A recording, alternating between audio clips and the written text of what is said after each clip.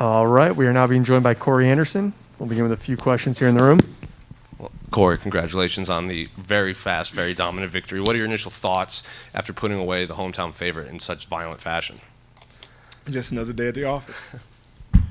I'm used to being the not fan favorite, so I enjoy coming here and shushing the crowd. That's my thing now. Knock them out, finish them. I said it all week. I'm gonna go out here, get the finish, and just stand up and watch the crowd have a long face. It was really long. Did you? It was pretty loud after you won, and not a lot of it was positive words aimed your way. Did you hear a lot of what they were saying out there? We heard them all. The one we heard that we loved was like, "You're still a fucking bum." And then it was like, "Okay, so what does I say about your man?" It's like I think I said Ryan's my man. He's my friend. No offense there, but the fans sometimes you gotta think if I'm a bum and I just did that to him in 50 seconds. So, but you're hurting his feelings even more. Sure. So. And that combo that dropped in, was that something you knew you could take advantage of, or you just see the opening in the moment? Oh, 100%. My coach called it off the first jab. First jab he threw, my coach called us. We worked it all camp. I knew from when I sparred with him, he had a decent jab, but he doesn't step. The thing about boxing, when you're going to throw a jab, you got to bring your foot with it. If not, you happen to lean, and the hand comes to your hip, and it comes up. And once he did it, we saw he never corrected it. First punch, I saw it. My coach saw it. He started screaming the combo and landed. Do you think it could have stopped sooner? Like, you were on top for a while down there. I actually think I could have finished him on the feet sooner when I threw that combo and pushed him against the cage. I was supposed to go double jab, then under his punch and hit him on the chin, but instead I just decided to hit him in the belly and let him know, knock some wind out of him. And then, of course, this being a tournament, you know who you're going to fight next. Vadim Nemkov just defended his title. What did you make of his performance? And while you were sitting there cage side, did you see a lot of holes in his game that you knew you could take advantage of? I mean, he was like a hot pocket. You put it in the fridge or in the microwave, it come out hot at first, then after it cools down, you just eat it up. And I feel the same way. Come out hot, but he got about 2-3 minutes, and with the way I move, I'm about to eat that ass up. And I guess pause, no homo. I guess the follow-up question to that would be, how quickly are you hoping to get back in there? Is this something that you want to take some time off, or do you just want to close this tournament out? I mean, I would like to say, I would love to get the tournament going again, but with the way the tournament was supposed to go, we're supposed to be fighting in April, then July, and October, I never stopped training. So my family hasn't been on vacation. My wife hasn't seen her family. Both grandmothers died. So I want to get some time to get back so we can see the family, spend time back in the hometown, and relax, So I'm not in training camp, so my wife can visit all her family. I can visit my family, my friends, sponsors, supporters, and then hopefully get back in there next year. Some hunting trips scheduled yet? Of course. I mean, if I had brought my bow, I would have went from here, but it's a vacation for 3-4 days with the family. Then I go back and got a couple hunting trips playing. Outdoors at Overtime, if y'all ain't following yet, follow it on Instagram and on YouTube. That's my hunting channel. So we making big moves. Corey, with the performance that Nemkov had, very wrestling heavy after getting dropped, seeing that, and I'm sure you're going to be confident going in anyways with what you've been able to do, but does that make you a little more confident being like, I know I can wrestle as well, and now you look like a striker out there? Oh, I know I can out-wrestle anybody. I done said it a million times. I am the best 205 wrestler out there. I had my hiccups in the past. Yes, I was young, wasn't as confident, but now I have that confidence. I know nobody can out-wrestle me. I don't care who you put up against me. Like I said, I had the confidence. This camp, I was training with Jaden Cox, who's an Olympic champion. I drove an hour just to go wrestle him. That's how my confidence was. He tossed my salad, But I was confident enough, I'm going to go up there and take this guy down because I know how good I can be. And that's just how I feel with everybody now, especially in MMA. Who is Clubber Lane? Clubber Lane don't want no smoke. I want Triple C. Congrats, Corey. Thank you. Hi, Corey. Congrats on the win. There's another light heavyweight title fight on the horizon this October. There's names that you've beat before: Jan Blachowicz, Glover Teixeira. What's your Mystic Mac prediction for how that fight goes? I think Glover's going to get it. Jan has the Polish power, but that's about it. He caught me with the Polish power, but in the first round, you see after he messed with the Polish power and he gassed himself out, just like Nemkov, he come out hot. But once you cool him down, it's easy to take over. As for Glover, when I fought him all 3 rounds, I was dominating. But the whole time, as you look at the fight, look back, he finished on top, ground and pound, and trying to get the finish to the last bell. And if he does that like he did with everybody else, Anthony Smith, they get their teeth knocked out, whatever, he's just going to keep going till the fight is over. How are you going to celebrate tonight? Well, we about to go grab some burritos, some beers, some drinks. You know, I'm a family man, so I can't go to the club no more. You know, these hoes be out here thirst trapping, so I gotta stay away from that. Excuse my language, but I gotta go to a family-oriented place. We're gonna sit down, have a meal, couple brews, and get home before 1.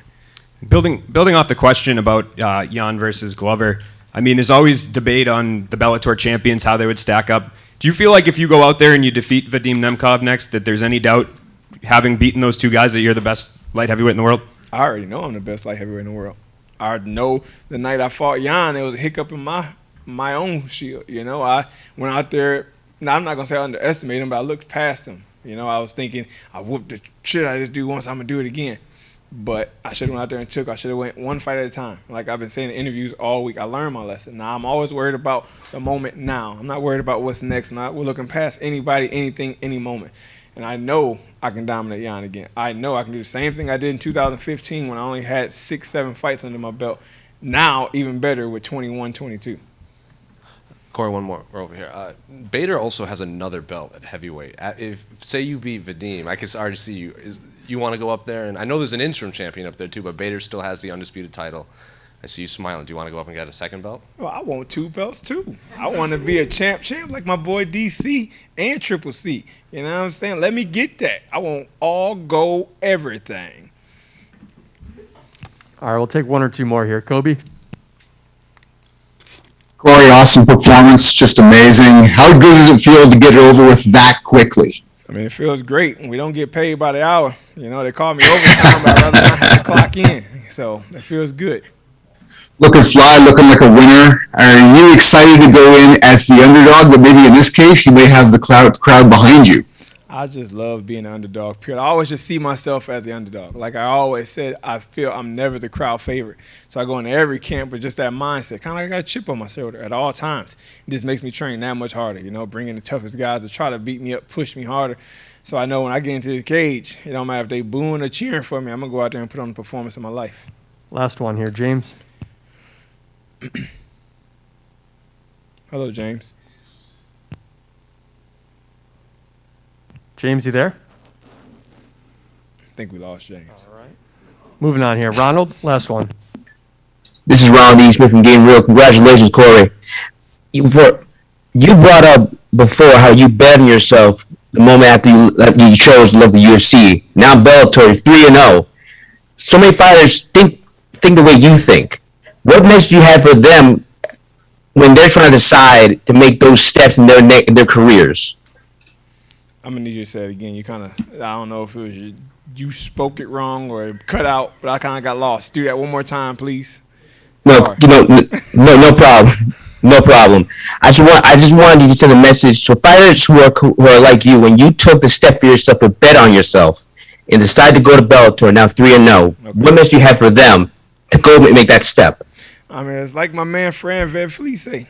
Bet on yourself, you know. Toronto Raptors, that's my boy from the hometown. That's the same thing. It came to a point, thanks to my manager, Ali, because I remember when it was going through it, I wasn't sure. I wasn't sure what I wanted to do. I was in kind of like a middle ground. You know, I knew it would be a tough road back to the UFC belt, and I know I can beat anybody there, but I knew I had already burned a lot of bridges in that relationship there, and it was like, is it worth staying here?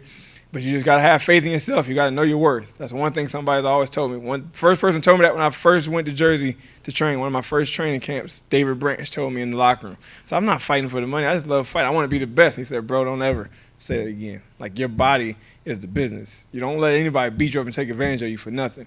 Like, you got to take care of yourself. Corey got to be taken care of.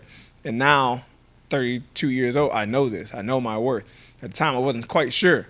When I decided to leave, I wasn't quite sure what was next because I didn't know my worth exactly. I didn't know how much my value would be. It was just throw the rock in the air and see where it falls. I was kind of scared, you know, to be honest. You didn't know what kind of deal you was going to get. And then it worked out where I got a great deal and a great opportunity to come to a great family, a great promotion, and everybody here has just been amazing to work with. The tournament style is awesome. All the employees, President, Mike Hogan, everybody I talk to on the phone, emails are just so easy to deal with. So if you're not happy, just like anything, if you're not happy in life or where you are, a job, whatever it is, quit and take that leap. Take that leap of faith. You just got to take that leap of faith. You might fall on your face, but hopefully you got somebody to help you get you up. If not, dust yourself off and try it again. Last one here for you. Just real quick, Corey. In Bellator now, 3 for 3, 3 finishes, and all of them have been dominant. What's changed for you just in that regard, just finishing these fights and doing it the way you're doing it? I'm happy now, man. That's the big thing. You know, they always say a happy fighter is a dangerous fighter. I'm happy. Not just with everything Bellator has done, but just my life in a whole has changed. You know, I'm a father now. I got 2 beautiful kids. I love my kids. I got the hunting show. I love I don't work at all. I wake up and live the dream day by day. I wake up and go to the gym. I get out the gym and go to the woods. I come home, I hang out with my kids, hang with my wife, go shoot my bow, whatever. So everything I do in life, I'm happy. I'm not fighting with a promotion anymore. That was the thing I dealt with too. I was always trying to argue my point on Twitter or Instagram, trying to get something out there, and it kind of backfired on me. You know, like I said, I was burning bridges. I was shooting myself in the foot every time. And now I'm just to the point where I don't have to do that anymore. When I talked to Scott Coker after we signed the contract, he said, you come over here, you do what you do, you win, we move forward. And now, thankfully, we're in this tournament, so it really doesn't matter. But with that was a burden off my back. I remember everybody, oh, Corey's got this pressure. Corey's got so much pressure, blah, blah, blah. Even my wife thought I had pressure. And I told her, like, you don't understand, babe. Like, it was tough for me in the UFC. Not like the competition was tough. Like, yeah, it's tough, but it was more mental than anything because it was always a battle. If I go out here and beat this guy, like you look at who I beat there, I beat the number 3, the number 4, the number 9, number 10. They always put me back in the rankings after the win. They finally moved me up after I knocked out an unranked guy. So it was like a battle. I was always fighting. Like I wasn't just fighting in the cage, but I was fighting at home with the promotion and the fans. And I come here, I don't have to fight anymore. Now I only got one fight to worry about, and I can just worry about my family.